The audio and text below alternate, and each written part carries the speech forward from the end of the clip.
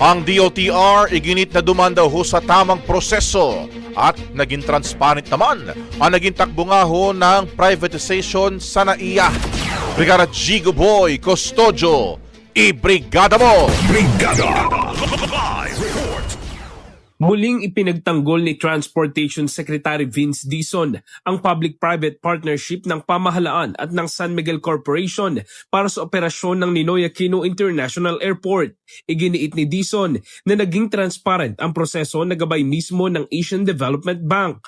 Aniya, kahit hindi pa perpekto, malaki na ang naging ginhawa sa serbisyo, mas maikli na ang pila at mas maganda na ang karanasan ng mga pasahero at turista. Paninindigan ng gobyerno ang PPP sa NAIA. Ito'y dumaan sa masusing proseso at transparent ang naging takbo. Samantala, ilang grupo kabilang ang puso ng NAIA, Sosyalista, SMPP at Labor leader na si Calio de Guzman ang umapila sa Korte Suprema upang ipawalang bisa ang kontrata kasabay ng pagtutol sa nakatakdang pagtiis na singil sa paliparan sa Setyembre.